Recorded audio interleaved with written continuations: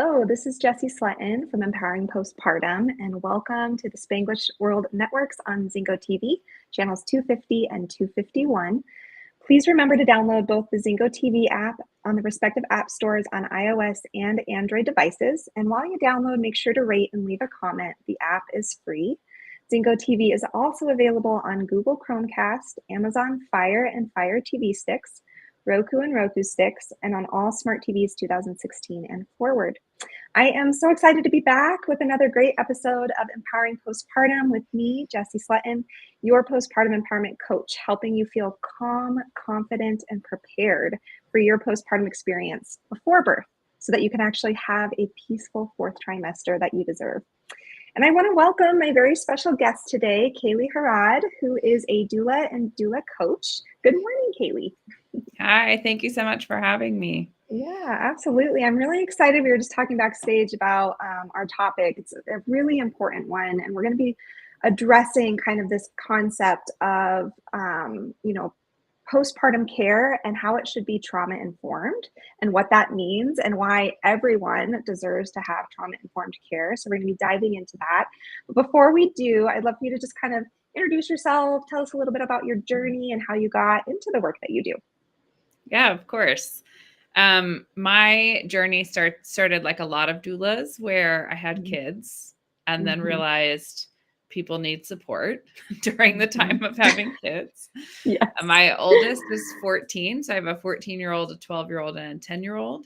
And with our oldest, we were the first of many friends to have a baby. And so I kind of naturally started being like, this is everything you need to know. You know, I'm 4 months ahead of you in this life. And so you need this thing, and this is what's going to happen in the hospital. And all of that kind of naturally was just a part of that postpartum time for me, because I was like, I want to tell you the things I wish I knew. Right. Yes. And then, fast forward through many years of toddlers. And then we moved to the DC area, and there is a thriving doula community here. And we were previously in New Jersey, and I didn't even really know what a doula was, like hadn't heard that word much, I had heard of one person having them for twins, which made so much sense to me. But I was like, it's a twin thing. Like when people have more than one baby, naturally. They need more support. Yeah. And so a friend of mine had me attend her birth here in DC. And that's kind of how I jumped into doing this professionally. And she had the easiest birth known to man, which I did not have the context for at the time. Yes. And I was like, I could do this all the time, and then now she jokes with me that I she dove me into the deep end with her super simple birth story. And then I now have a whole team of doulas. I've been doing this for 7 years full time. And I love it. I'm super passionate about people having support in the prenatal, postpartum space, and just the whole journey and transition that is this space of having babies, for that to be supported, right? Because it's not always, and it can mess with us forever. Like the impact of that stays for the parents and the kids in many cases for so long. And so that's something I'm super passionate about. And I love being able to do it both on the family side and supporting doulas to do that well with their own clients, so yeah. Absolutely. Yeah, no, I couldn't agree more. It really is this, foundational piece of our parenthood is how we, experience pregnancy, and then how we experience those really crucial transition months and days, into being a new parent, and the support that we have and the nourishment and the nurturing that we get as the parent reflects on how we can really care for and show up for our babies, right? And for our family as a whole. And I think that in this culture that we're surrounded in, especially in the United States, that's just not honored. And it's really, really hard when we don't have that societal support around us, or like in your instance, and I had the same experience where I was the first of my friends. I didn't have like anybody around me to really help, like, is this normal? What should I be doing here? Am I messing up this? Could I be doing this better? And, it's really hard when we don't have that village that surrounds us, like other cultures do. And, like we did hundreds of years ago, and so I think that's really where having a doula can provide that support where that huge gap is existing. For sure. Yeah. Well, and I feel like one piece of it is also normalizing things, because Yes. when we think about like, we're experiencing this new thing, then we also have zero context for whether or not this should be how we're treated, or this should be how often we have care, or all of those pieces that are so important in the midst of it. But it's later that oftentimes people are like, oh, wait, I didn't have to do that. Oh, wait, that thing didn't have to happen. Like, I had no idea because I had nobody to be like, hey, should I be feeling this or not? And in the US, like you said, like, we're just like, fend for yourselves, like, good luck. We'll see you in a month and a half. I mean, really, it's just wild. Yeah. We could get on that. It really is for the whole episode. I know. That could be the whole episode. Lack of postpartum support. Yes. But that does lead us into kind of one of the topics that I know we wanted to talk about. And that was, how do we advocate for the care that we need, right? And because it's not set up just naturally, or something that, is provided within our healthcare system, it's important for us to feel empowered and know how to advocate for the right care. So I'd love to get your perspective and some tips on how to do that. Yeah. I mean, I think the very first thing, like on a super basic level, is just giving yourself permission to do it. Like, that is one of the most important things, I think, because we do culturally often kind of default to saying like, I'll sort of do what the norm is, or I'll do what's expected of me, right? We want to be a good patient. We want to be good at being a new parent. But the reality is that you can also have norms and opinions and desires.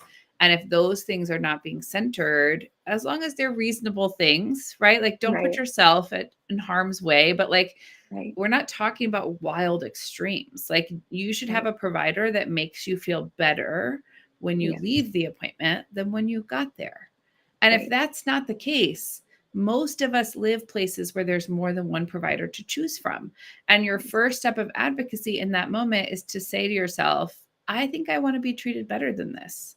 And it's okay for me to want to be treated better than this, and maybe it's just that, like, clearly something about us does not mesh. Like, maybe my desires and your desires are so different that you think my desires are weird, even if they're both really benign, Yeah, absolutely. There's this energetic match, that you want to have with your medical provider, with your doula, with anybody who's supporting you during this journey. Because if you don't feel safe and seen and heard and validated, that's when, the door to trauma can kind of open. And a lot of people, there's trauma is a spectrum, and trauma is individualized. And so I feel like some people who go through something and they're like, that can't qualify as trauma because my baby didn't almost pass away, or I didn't hemorrhage during this time, or whatever, But the truth is if it felt traumatic to you, and it was something that just kind of made you feel broken during this process, then that was trauma. And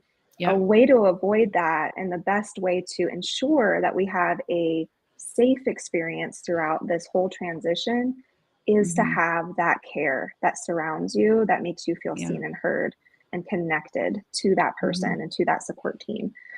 So I couldn't agree more. Like, if you are feeling a mismatch in this, relationship, because that's really what it is. It's a relationship where you are partners in this journey. And so if it doesn't feel like that, and you're feeling this power imbalance where you're like, oh, I just have to keep my opinions to myself, and absolutely that's definitely a red flag for sure. Yeah. 100%. Yeah.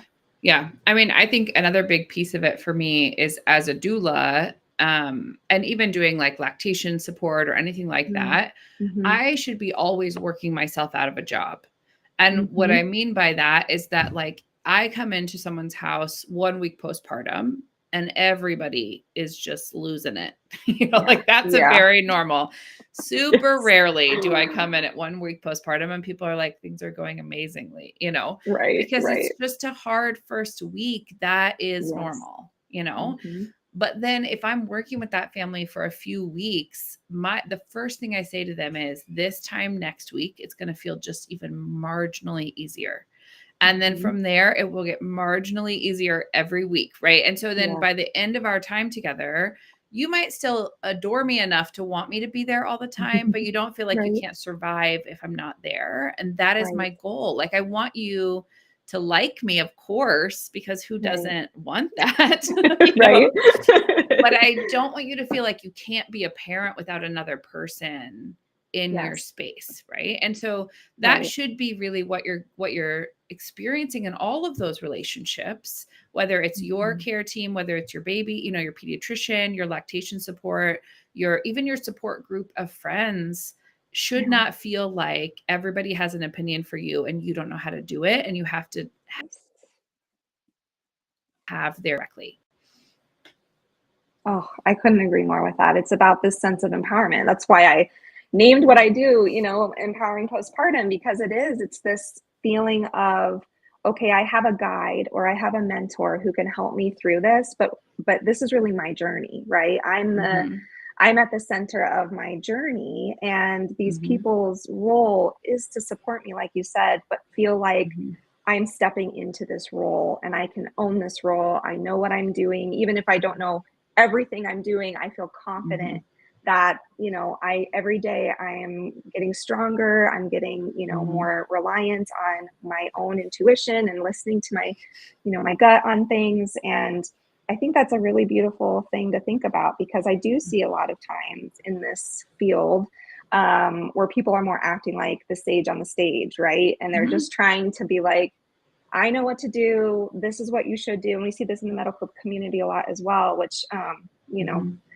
that's a whole nother thing, but it is hard. It's like, you should be feeling like you are at the center of it. And you kind of mentioned that at the beginning, the person-centered care is super important.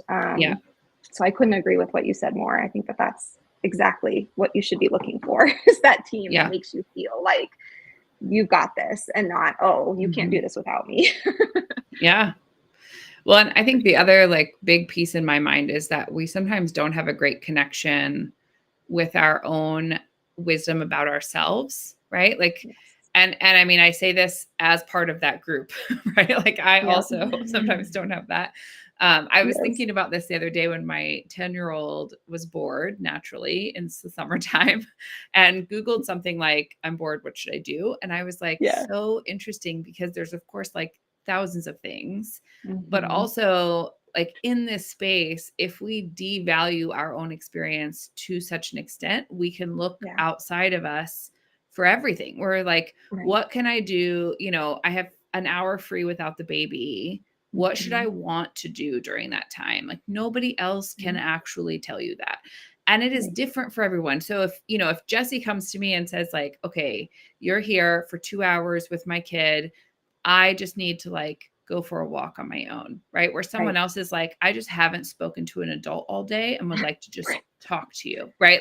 And a third person's like, dear God, I need a nap, and a fourth person is saying I know this sounds crazy, but I actually want to do a workout. I feel like I don't ever have the space to do that. And so that the piece that is what is the thing that makes you feel more of yourself and more of human in the midst of this space, and what is kind of the missing piece, even day by day. That is work that we have to do in ourselves so that we can support ourselves and we can ask for the needs that we have, rather than someone coming and saying, how can I help you? Which is not my favorite question. Right.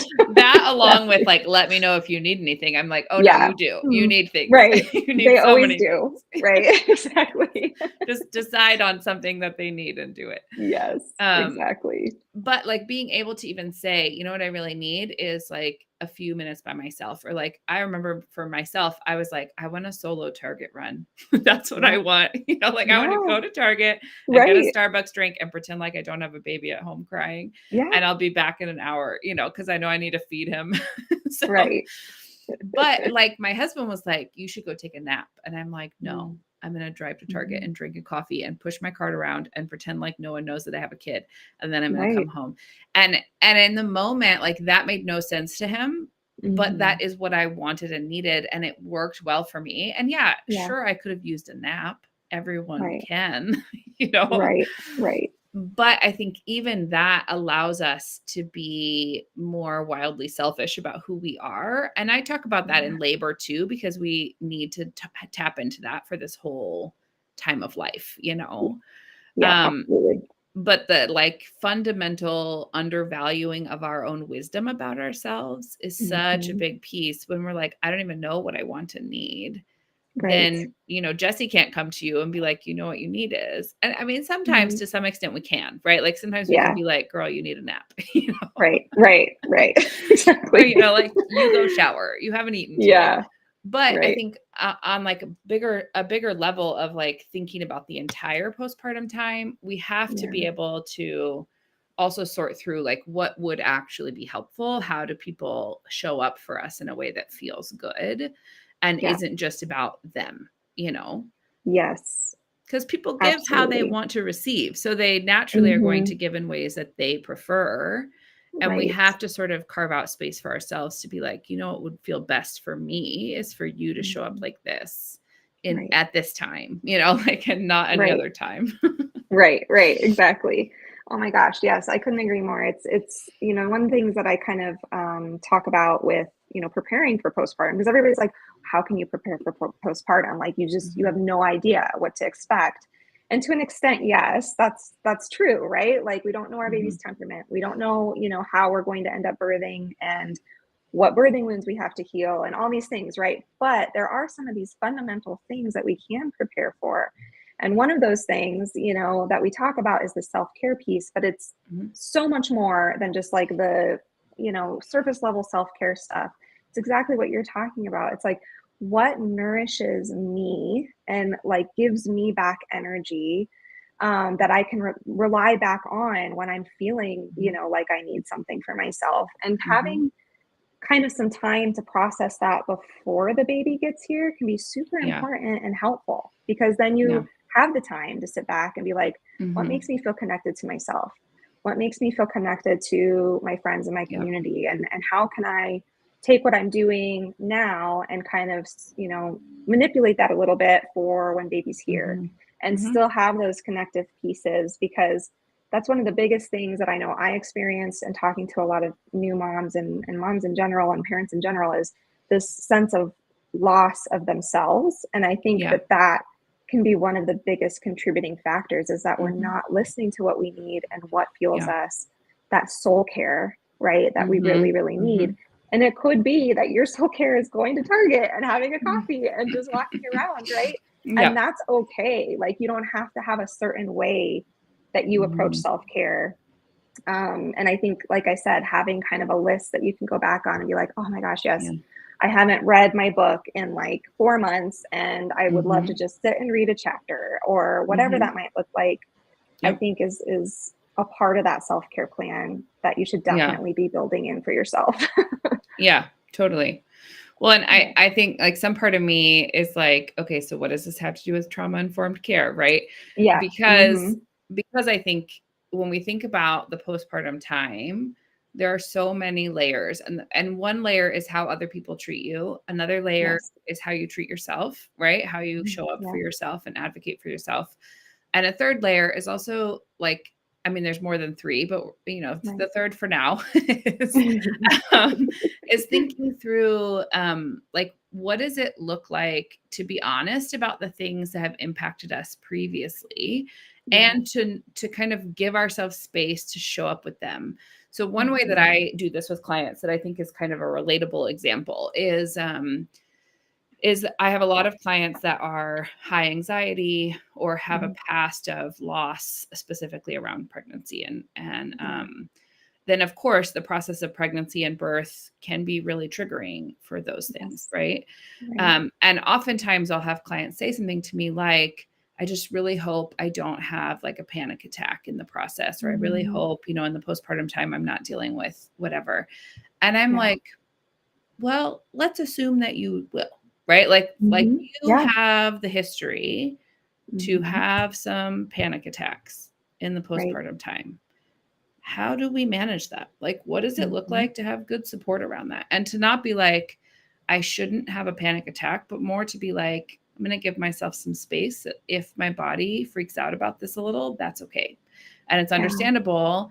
And what does it look like to like, I don't know, not honor that, but to not shame it, you know, and to also give myself the resources I need, because it's not the same for each of us. Part of it is also being like, you know, for me, it's this thing. And I know that makes no sense to anyone, you know, but for you, it's a different thing. And as a person, sometimes we know those things, but sometimes we also have to say like, okay, when you did that, that felt not great. And so in the moment, I'm learning that that's actually a bit on the triggering side, right? And then I'm asking you to not do it that way again, because my trauma in the past is legitimate, and it's okay for me to have some boundaries around that. Even if it's something weird, like I never want someone to touch me on the shoulder. I mean, truly, like there's some kind of like obscure parts of this, right? Because our brain, the way that it categorizes things is sometimes a little bananas, you know? Right. Yeah, absolutely. Okay. But it is like, I mean, we also have to kind of give ourselves permission to be like, I know this might sound weird, but don't touch my elbows, you know? Right. And if that is in the moment where you're like, gosh, Jessi, you touched my elbows, and now I'm realizing I don't like that. That is part of also protecting that, like that space in your brain, so that you're not adding to the trauma that's already there. And part of it is, of course, keeping trauma from happening. I mean, that's what we want as well. But also acknowledging, like, I have this trauma. I've already known it's there, you know, I already know certain things trigger it. And so let's have a game plan around that, so that we are setting it up for you as an individual, rather than being like, gosh, I hope that trauma doesn't come out in the midst of this, you know? Yes. Oh my gosh, that's such a great point, because I feel, you know, that is something that I had to learn the hard way. Like, okay, I have some trauma stories that I walk with already, coming into an extremely vulnerable time, right? Like pregnancy, birth, postpartum. Oh my goodness, some of the most vulnerable times we will ever be, right? And that can be physically, mentally, emotionally. And so it's okay to understand that, okay, there will be some of these triggers that happen. And I love your point of, let's create a plan around it, instead of just shoving it down and being like, well, I'm just going to assume everything's going to be fine. I'm not going to worry about it, and it's not going to happen. Instead, going where it's hard and sitting there for a minute and being like, okay, this is not my ideal birth. This is not my ideal postpartum, but how can I still move through it and have the resources and support, like you said, surrounding me, to make this as good as it can be, even when it's not great, even when it's not the perfect scenario. So I really loved that insight. And I don't know if you have any thoughts on like how people can kind of go there with themselves, what they could think about, what kind of plan they could put into place. Because everybody's trauma is different, everybody's trigger is different, like you were saying, but you know, maybe there's just some tips you have on how they can go there without causing another trigger, or like, you know, being more fearful to go there in order to be prepared, if that makes sense. Yeah. I mean, it does depend so much on what it is and all of that. I think the biggest thing is to have support from people that actually feel incredibly safe, you know? And one thing I talk about for birth is the oxytocin factor of people, because, you know, oxytocin is what's giving contractions. And if people are stressful or scary, or, you know, bring on some kind of fear for you, even if you're just embarrassed in front of them, like if it's your sister and you're like, I'm not sure I want her to see me naked, you know, like then that is all the wrong hormones. The same is true for postpartum. And I think what we sometimes do is say yes to people that we shouldn't say yes to as part of our support team, because they have a relationship with us that should be supportive. But if it's not, you have to be brutally honest with yourself about that. And whether that's like, you know, the level of exposure, like if you're planning to feed your baby with your body's going to be showing, you know, like that piece of it. That's like, can this person see you shirtless? Because you don't want to be stuck in your room all day, if that's what that's going to equal, you know? Exactly. But also thinking through like, what does it look like to be supported by this person in an unexpected scenario? And so part of what I think about with trauma preparation is thinking about like, okay, if Jessi's going to be there with me, right? Then what if something comes up that I didn't expect? Do I trust that we can manage that together? And I feel confident that her love and care for me and support of me and all of that is going to create a safe environment for that. Right. Yes. So that's, I think, number one, because there's going to be things you don't anticipate. Right. Right. The second always. thing, always, every single time. There's one thing that's constant. It's the unknown. Yeah, exactly.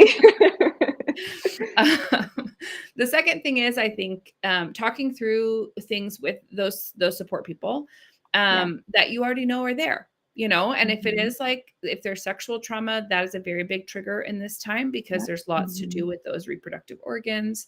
If it's trauma of like, being in pain, and there's that kind of, there's chronic pain that's there, or medical trauma, otherwise, those things might be triggered.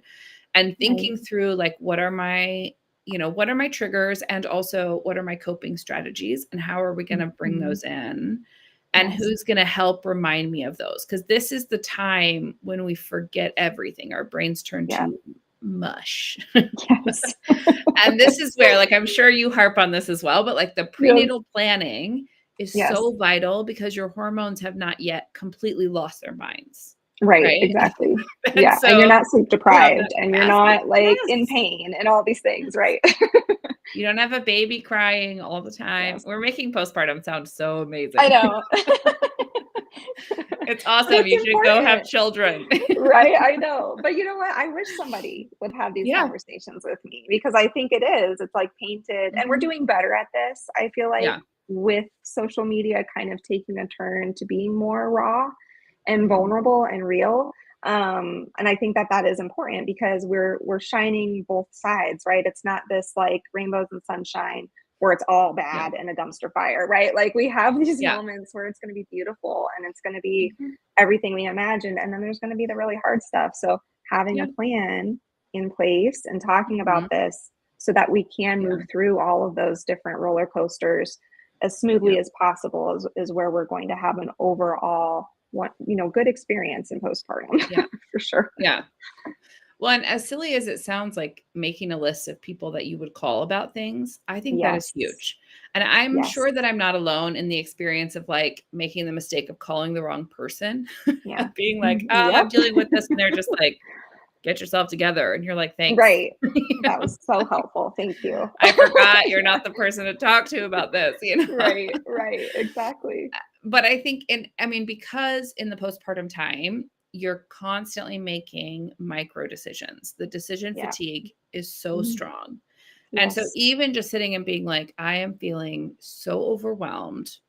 Who do I talk to about that? Like, if you just have a list of like, you are having the worst day ever, call this person. Like they always make you feel amazing about yourself. They're not going to make you feel terrible about having a terrible day. You're going to get off the phone with them feeling better. And bonus, if they've been through this crazy newborn time, and they can be like, you're going to survive, But do not call your family member who's never had a baby, who thinks their dog is the same as having a newborn. That's not the person, because they're going to be like, it's easy. What's wrong with you? Right. Exactly. Even just that work ahead of time is setting yourself up for success. Because then you have a tangible resource when you're like, I am having a terrible day. Your brain doesn't have to try to go back and be like, who should we even try to touch base with? You can be like, I already know these two people are my safe, like, it's a terrible day people. And this other person is my, like, I need a meal really last minute. And this other person is like, damn, I forgot groceries. Sorry if I'm not a curse. No, you're fine. You're fine. But people like, I know for me, I have some friends that I'd be like, shoot, I need this thing from the store. Are you anywhere near a store? Right. And I know it's a slight inconvenience. I know, but I also know they're willing, to do that. And they'll be like, I dropped the toilet paper outside your door, get it whenever you can, Right. That's some people, not everyone. And there's other people who might even not be close logistically to be able to do something like that, who I can call, and they make me feel amazing about who I am. And, remind me of all the great things that are coming, and can tell me like crazy stories about their teenagers or whatever, Right. things are just as important because it normalizes the experience so that you're not stuck in a space of like, I'm pretty sure I can't survive this on the really hard days, you know? Yeah. Yeah. Because those days are there. Like that's a newborn is hard. You're learning this baby for the first time. They're also outside for the first time. It's also hard for them, you know? Yeah. Yeah. Absolutely. So anyway, No, I I could love keep that. going and going on that, but I know. No, I completely agree. That is one of the things that, you know, I talk a lot about as well, is just this curation of your village, right? And it's so important to figure out who those people are, what role they can play, and where their skills are, right? Like maybe they're just not that type of person who can sit and just listen to really, really hard things, but they're the get shit done people. And they will be like, yeah, yes, I will clean your yeah, bathroom and I will go grocery totally. shopping for you because that's where I shine, right? And like Yeah. knowing that and having Mhm. them kind of set up in your mind that way, Yeah. exactly like you said, it reduces that decision fatigue because you're like, oh yes, this is Yes. my cheerleader group without the toxic positivity, but they're the Yeah. ones who's going to tell me I'm a great mom and I'm doing all this stuff right, right? Yeah. And then I have the ride or die people who are like, Mhm. give me it all. Like I Yeah. can sit here when you are just like having a total mental breakdown and I will Yep. hold that for you. You know, they're the people Mhm. who really just are your soulmates, right? They're the ones who can Yeah. really be there for you. And then you have your, you know, your other people who can get the other task oriented stuff done that you've Yeah. already thought about. Yeah. Is just a really great use of your time in pregnancy Yeah. is Oh, creating that 100%. village. It also helps so much when someone says something like, let me know if you need anything. I'm like, if that's a Yes. neighbor saying that to you, you know what you need from Mhm. them is every single Thursday, they need to take your trash can to the curb, you know? Yes. I mean, if Oh, you live in a yes. city, Hmm. move your trash cans every single week. They also move their trash can every single Yep. week.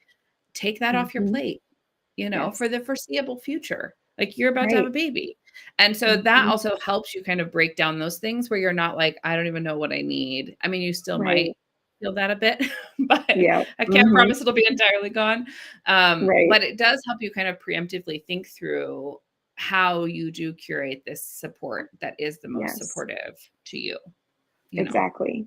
Yeah. Exactly. Yeah, and thinking outside of like just family members, like you said, like knowing who's Yeah. safe, knowing who can help meet certain needs that you need, Yeah. and really establishing those boundaries. And I think boundaries is a really Mhm. important conversation Yeah. where we could go a lot of different ways with this trauma informed care topic. Mhm. But I think that that's one of the things that I really struggled with as a new parent was boundary Mhm. setting because it was just a skill I was not good at the beginning. I Mhm. was a people pleaser through and through. And that's not what you need to be in the postpartum No. time frame. Like you need to be able to accept and receive instead of always Mhm. be giving, giving, giving. Yeah.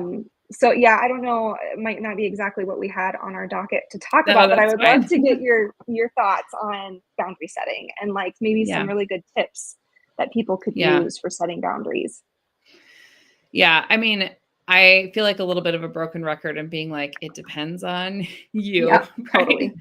Yeah. But I think part of having a supported postpartum time, and this is true for pregnancy, it's true for birth, right? Is and parenting in Hmm. general is also letting yourself kind of settle into what decisions feel good for you and what Yes. decisions don't. And in and I know like boundaries we could talk about like, you know, don't let your mother-in-law come over if she is mean to you. You know, like Right. that's Right. that's one level of boundaries. But I think on the other Yes. side, like thinking through like like what things actually work for you as a family. And in Yeah. parenting, I mean, I'm 14 years into this at this point. People have real strong opinions about stuff that Yeah. are not right or wrong. You know, like Right. there's like Hmm. camps in all these different Yes. topics, and they're Hmm. so convinced that they're doing it correctly. Right. What you're almost always getting with that message is a parent that is either doing one of two things. One, saying they did it correctly, their kid loved this thing, it was the best thing ever, they're amazing Right. parents. They probably have one child in that case, right? Because they have a Right. very small sample size. They've Yep. succeeded at their one time. And I don't mean to Hmm. say that they're not doing amazing, right? But each kid is Right. so different. The Right. other camp is someone who feels like they did something specifically wrong and they don't want you Mm. to replicate that mistake. And Yeah. they are attributing that to one very particular thing. So this is like people who say, Hmm. kid refused bottles because I didn't introduce them earlier. So you need to introduce them right away. Folks that say I gave a pacifier way too early, that's why my kid didn't latch. You need to avoid pacifiers at all costs forever, no matter what, right? Like that's, and I know I'm sounding ridiculous, but I'm doing that on purpose because there are not those truths in this time. Like there, if it was that kind of formula, we would all know it. Like we could teach that to people. You know, we could say at 4.5 days postpartum, introduce a pacifier for 20 minutes a day and you won't have any issues. Like a manual. It doesn't exist. It doesn't exist. And how boring would our world be if that's how we functioned as people, right? If we were like, we all eat at 12:37 p.m. We eat this amount of food. We all like the same things. So part of this space is you saying, okay, this is how our family functions. And also, as we get to know our kid, this is what works for them. And honoring both of those things in those boundaries. And it can be some like very obscure things. It can be things like, you know, we all start winding down at this time of day, or like we're all off for a short time. Like if you have the privilege of being off work in the postpartum time for an extended amount of time, maybe your day doesn't really start until noon. So a boundary is you're not setting any appointments and you're not letting anybody come over before noon, because you try to have one of my clients calls it a family nap. She was like, we really try to have a family nap at 11 a.m. Can you please not come during that time? And I was like, I will not mess up nap time ever. You know, exactly. She was like, somehow she had a toddler and a newborn. So she was like, somehow we all get to sleep almost every day at this time. And we guard it with our lives. And I was like, exactly. As you should. You do. Yeah. She was like, it's the most magical thing ever. And I was like, oh my gosh, yes, never give that up. Like until that stops working, do not let anyone come at 11 ever. You know? Yes, absolutely. But part of it is that like where, you know, you're saying, I mean, as a postpartum doula, the reason we had that conversation is I said, can I come to your house from 10 to 2? And she was like, well, you could, but we do this family nap time. And I was like, oh, then the answer is no. I can't come to your house from 10 to 2. I can come to your house anytime after noon and then never before that, because this family nap time is absolutely sacred. Yes, like absolutely. Has to be guarded with your life. And so part of that is something that you kind of establish as you go, which is hard. Because you can't then say, I mean, you can say like, okay, Jessi is mean to me, so I'm not going to ever let her come over while I'm postpartum. Right. I shouldn't use you as both the good and the bad example. It's fine. That's what I'm here for. Right. But part of it is also saying like, okay, now that we're a week into this, we know that this thing does not work well for us, right? Or now that we're a month into it, like this doesn't work for our family. And so we don't do it. And even just giving your space to be like, we don't tell everyone about it because people have opinions, you know? I mean, I have clients that exclusively pump because they love it so much more than the unpredictability of the baby at the breast. And oftentimes it's because there was a tricky start or whatever. And I had a client that legitimately just needed someone to be like, it's okay if you prefer pumping and bottle feeding. That's okay. You're not hurting anybody. You're not doing any damage. It is perfectly fine. There's nothing wrong with you if it feels easier to continue down this path, because she was like, everyone I talk to assumes that I want to get back to a good latch with the baby. And I'm kind of like, do I want that? She was like, then I feel like maybe I should want that. Like maybe that is where this should go. Maybe that's what everyone should want, you know? And in that moment, I'm like, absolutely not. Like, I mean, and we could have all sorts of discussions about feeding and whatever like that. Every family has got to establish what actually works for them. And part of that is giving yourself space to be open to what's working as you get to know this kid who's literally never been here before, you know? Yes, absolutely. So, oh my gosh. Yeah. I couldn't agree with that more. And I think, you know, you can do some of that like boundary establishment ahead of time with things that are very clear, right? Like that aren't going to change once baby's here. And I think having those discussions, if you are partnered, is super important too, because being on the same page with your partner is so key. And so many of us, I know I'm speaking from my own personal experience here, but we just assume we're on the Yeah. same page and we all know the same thing and we all agree Turns on out what we're we're going not. to be doing. No, we're really not. We're not. And so it's so important to have those conversations and being like, well, what Yeah. do you think about this? You know, what boundaries do you want to set and where do you feel like our parenting philosophies mesh, and what are our parenting philosophies and what do we want to do with Yeah. XYZ? You know, there's a lot of things you can talk about ahead of time. So many things. Yes. Yes. And establishing that communication Yeah. is where the power is, because even if things do change, you have that open communication already established and you can approach it together as a team instead of, you know, it's very, very common in, you know, those first few months to have a lot of, you know, relationship breakdown and miscommunication and resentment. You know, there's a lot of research out there about it. And so if you can try to learn how to turn toward one another and have these discussions before baby is here, like any work on your relationship and your communication is going to pay you tenfold in the postpartum time. 100%. Yeah. Yeah. Well, and all of the stuff that we are talking about around, like, you know, establishing what things are like actually life-giving to you, you know, like that stuff. If you're partnered with someone, they also need to be doing that work. Yes. Because it's once the baby is on the outside, if you're both working at this, it's exhausting all around. Like there's a physical aspect that is not there for the partner that didn't deliver the baby. Right. But there's an emotional aspect that they also went through in that process of supporting the person they love through that. And this transition into this new identity is also there for them.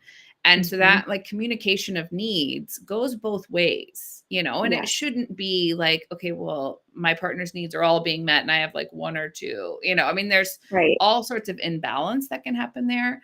But I think just as much as like I needed, you know, a Target run and a coffee, my husband's thing was like for sure a nap, you know, and he would be like, I feel like if I don't sleep for an hour, I might die. You know? And I'm like, okay, go sleep for an hour. Like we, whatever happens out here, we will be fine. Yes. You know, like Exactly. you can have an hour of sleep and you're completely off. Your brain can shut down. You know, you don't have to monitor anybody.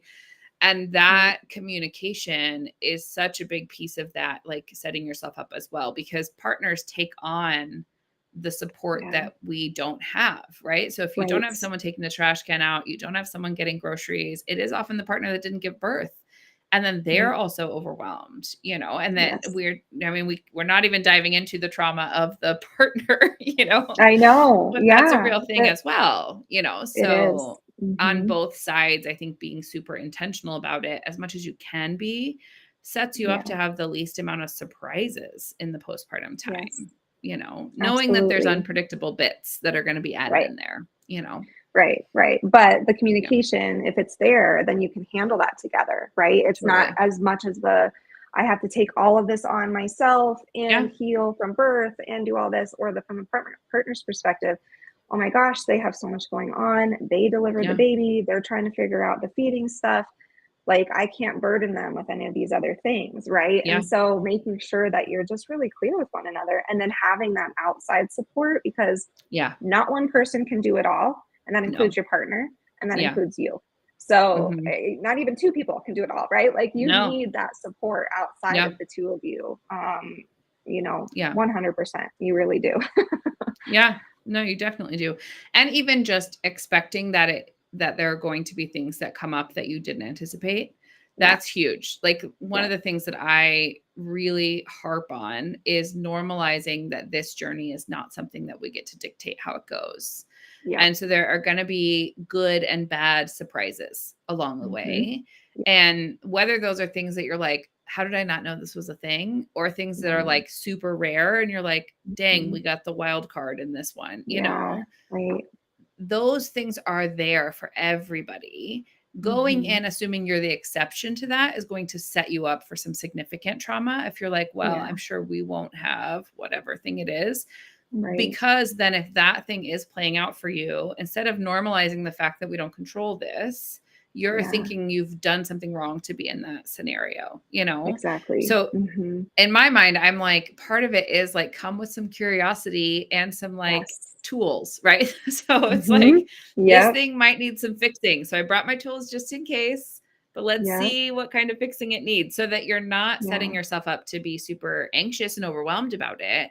But you're also Right. not like, I'm sure it will all be wonderful, you know? And Right. then when you have Right. crappy days, you're not like, what's wrong with me? Why do I not Right. like this? You know, am I mad at my Yeah. 1-year-old right now? You know what I mean? Like those moments where Right. you're just like, how can you make me so angry? You know, like just Yeah. by throwing food across the room, you know? And part of it Exactly. is that like normalizing that in ourselves too, so that we Yeah. have we're giving ourselves the patience and the bandwidth to be able to be like, yeah, I'm losing my mind today, but that's okay. Like that's normal, Right. you know. Oh Tomorrow yeah. I can Yeah. gather it back. Exactly. Yeah. Not having such high expectations that are just not Yeah. realistic for yourself, Yeah. you know, and because that you're opening it up for that shame and that, Mhm. you know, just Mhm. feeling like, oh my gosh, I am messing this up so bad, or something's wrong with Yeah. me because I can't do it all. And the reality is no Mhm. one can. So give yourself Yeah. some grace and know that you're going Yeah. to have bad days and have good days. And having the tools on the bad days is what's going to make the difference for you to be able to get Yeah. through them easier. And, you know, and you're learning along the way. I always tell Mhm. any new parent that like this is a learning journey, like Oh, every bit of it 100%. for you Yeah. and for your baby. Like you're not Literally expecting for your the rest baby. of your life. Yeah, exactly. They're not coming out knowing like, oh, I need to say this or do this cry so mom knows exactly what I no, like you wouldn't expect that for your baby. So try Yeah. not to put that expectation on yourself as well. Like it's all Mhm. a learning process. Yeah. Even if some of the things are natural or, you Yeah. know, everybody, you know, his body is meant to do this or that, like throw Yeah. all that out the window and just know that like it's a process, it's a journey. Yeah. And, you know, every step of the way you're learning something new Yeah. and you'll get through this for Yeah. sure. Totally. And one of Yeah. the phrases I often say to folks is like, unless it's a safety concern, Mm, anytime someone says all babies should X or all postpartum people should, I'm like, mhm. that phrase makes me right away be like, I have questions Yes, because exactly. is there something that we can apply to every single person who's delivered, you know? Right. And yes, like, I mean, your team after delivery is going to send you home with a list of things that are concerning Mhm. signs, right? Like pay Yeah. attention to your own health. You're going to Mhm. have things for the baby. Like, are they pooping and peeing enough, right? Like, this is Right. why we have the prenatal or the postpartum visits with the pediatrician. Mhm. So they're seeing what they weigh and all of that. You're putting them in their car seat safely. Like those things, yes, there is a right and Yeah. wrong way to do it, right? Right. Yeah. But otherwise, like how the baby burps, how they soothe, when they eat, how often they wake up, like all of that, you are Yeah. literally learning alongside them. And Yeah. so when someone else comes to you and says, like, oh, Jessi, your baby doesn't do this thing at 7 a.m. every day, you can be Right. like, yeah, no, because 7 a.m., like, why, what is magical? I Right. mean, you can kind of Yeah. already see the ridiculousness in that because you're Yeah. like, oh, no, but you don't have my kid and you didn't Right. have my birth and you didn't have my Yeah. pregnancy and you don't have my body anyway, right? So there's so many Right. layers there that you're like, Yeah. oh yeah, well then of course your like bedtime setup doesn't work for me because I am not Right. you. And I am Right. happy for you that it works for you. Mhm. Like I can Right. be Right. That's thrilled wonderful. that it Yeah. works for you and also be like, I would never do that. That sounds Yeah. crazy, you know? And that I Exactly. think gives you so much ownership over this experience too, where you Yes. can be like, this is how we do it. And we actually like it like Mhm. that. Even though it doesn't make Yep. sense to other people, that's okay, you know? Oh, And that yes. also in parenting helps you settle so much because your kid is going to keep being a new version of themselves over and over and over and over. And again, we're not trying to Right. scare you away from ever being a parent, you know? Right. But like as a Exactly. mom of teenagers, it doesn't stop, right? We're Yeah. learning this new phase of life all the time. And the more you Mhm. give yourself space to learn this with your kid and not just Yeah. assume every other parent of 14-year-olds knows what they're doing except me, Right. then you're also giving yourself the space to learn what works well for your kid, to learn what works well for you, and to kind of Yeah. create that rather than having a strict idea of like, it should look like XYZ for all families. And if that's not how it Yeah. looks for me, I'm doing it wrong, or my partner's doing it wrong, or we're somehow messing this up, which of Yeah. course then just undermines everything you're doing every day and makes it so hard to have any Yeah. confidence in your parenting.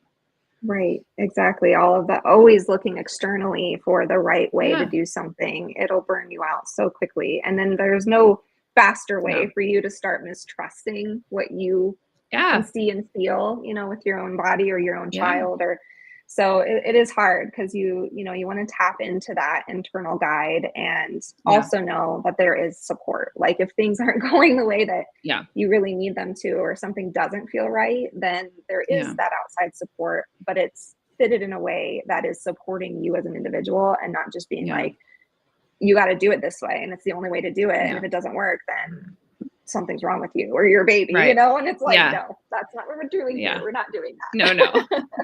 Also, for the record, Exactly. that's just not true. Yeah, exactly. Like Yeah. there's a lot of things in this parenting Yeah. journey where people will try to convince you like this is the only way to get your baby Yeah. to sleep through the night, or this is the only way to get your baby to Yeah. eat solids or whatever, and it's Yeah. just like blah. Any No. of those like, Mm-mm. polarized statements you can just throw out the Yeah. window and just disregard. Yeah. Or you can Mhm. just have a second kid and they'll throw them out the window for you. Exactly.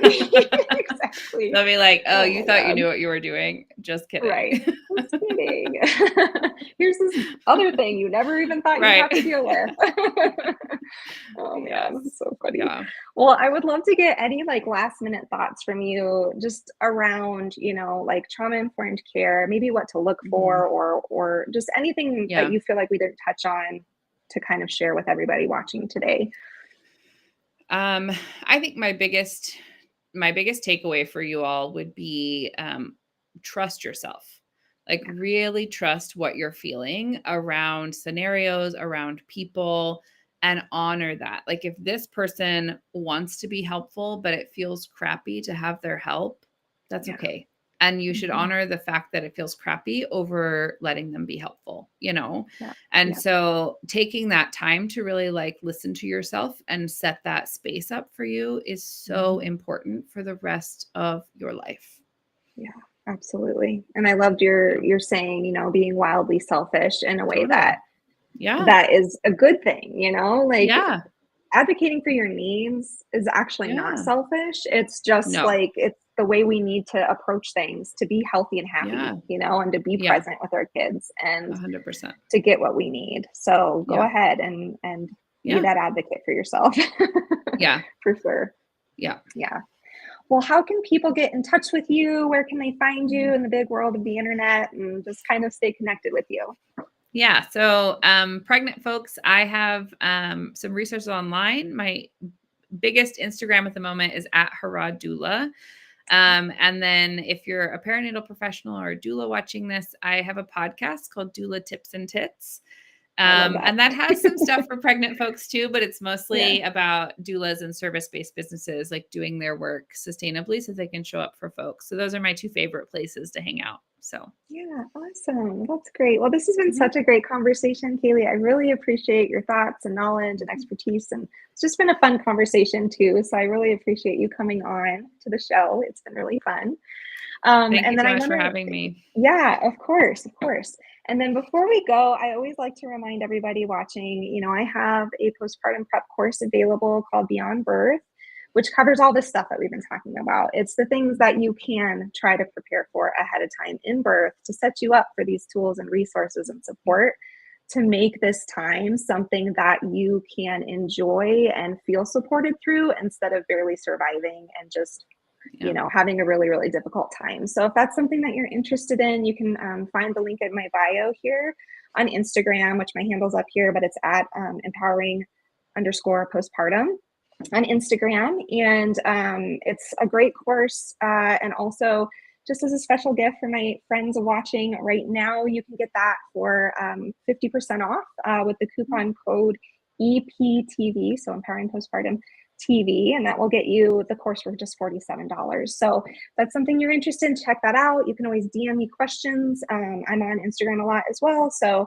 anytime you just want to connect, please feel free to do so there. And also, I want to remind everyone watching that this show can also be heard on the Spanglish Radio Network. Please check out spanglishworld.ca for all the news and programming. Spanglish World, watch it, hear it, read it, download it, and live it. And this has been a great episode, and we'll be back next week, Thursday, 12 p.m. Eastern, for another great episode of Empowering Postpartum. So thank you so much again, Kaely. We'll stay connected for sure. Thank you so much for having me. Yeah, of course. All right. Thanks, everybody.